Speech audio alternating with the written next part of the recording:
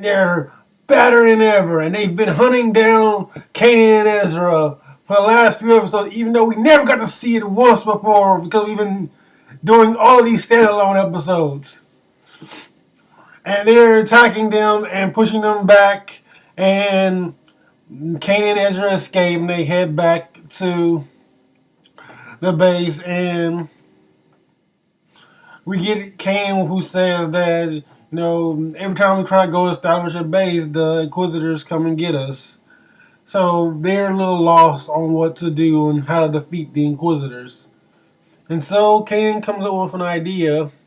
Kanan and Ezra, they decide they want to go see Master Yoda.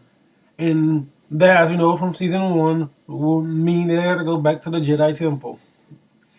And so Kanan and Ezra, along with Ahsoka Tano, all go to the Jedi Temple.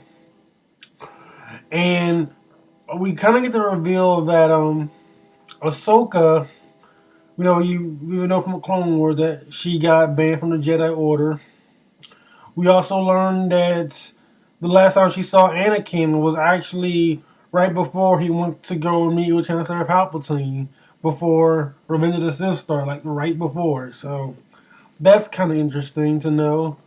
We know that Clone Wars did have some episodes and ideas created. This is probably some of those ideas being left over from, since Dave Filoni's also working on Rebels, and the Clone Wars is canon now, obviously.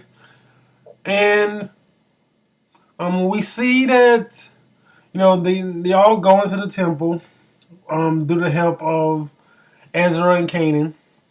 And firstly, they get confused. Ezra gets confused because he's like, when the temple is moving around, the first door they see is actually not really the door, and then we get like this other door that actually I think was in the Clone Wars. I want to say it was in the Clone Wars because I think there was an episode where they do teach the Jedi trainees, the little kids, and I think they go into like a temple that looks like that and has a type of doorway because that's where they find those kyber crystals. I'm not really sure about that, but I'm pretty sure like that was the same type of doorway that those kids entered through.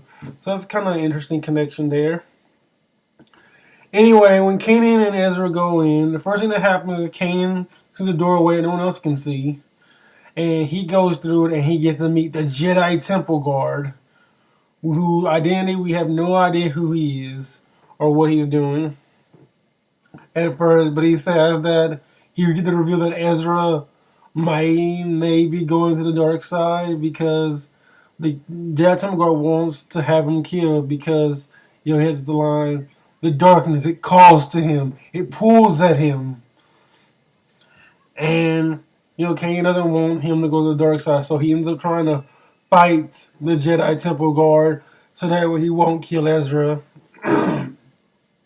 But in the end, he kind of realizes that, all I can do is try and teach Ezra the best I can. I can't force him or decide for him what side he chooses. We only can hope that he listens to my teachings and that I can do the best I can. In some ways, that's kind of like, being a parent in some way. All you can do is the best you can when you're being a parent. You can't decide what your kids are going to do when they grow up. It's going to be their choice. All you can do is the best you can at what Kanan does. And he realizes that, he accepts that. And we finally see Kanan become a Jedi Knight. He gets knighted. And the Temple Guard takes off his helmet and reveals that he is the Grand Inquisitor from the first season.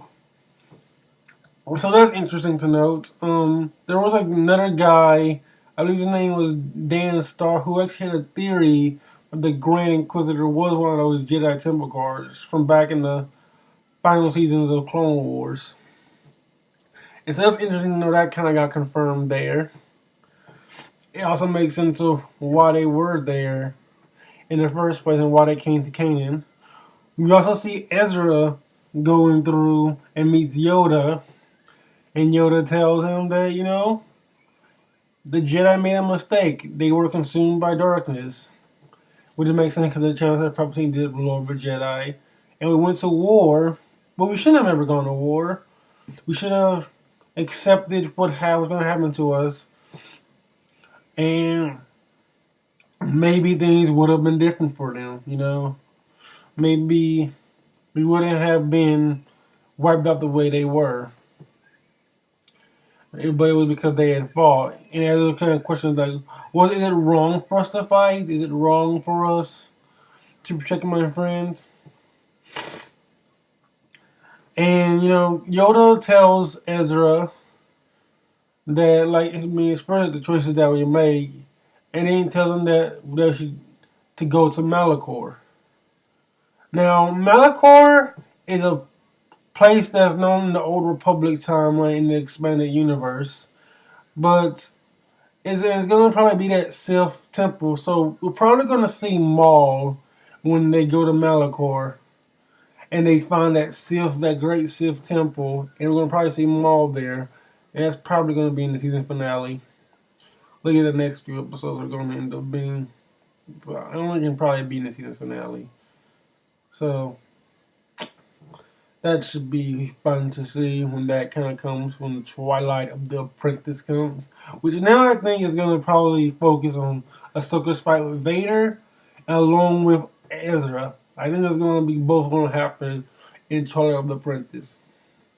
And that's going to probably be interesting to see. So overall, it was a pretty great episode of Star Wars Rebels. Probably the best since to kind of get away from these standalones. Now we're kind of back into the meat of the storyline. And or at least we're kind of getting the foreshadowing of what's to come in season 2 of Rebels. So anyway, that's my review, you guys. I hope you all enjoy. Please subscribe for more Star Wars Rebels reviews in the future. Thank you and goodbye.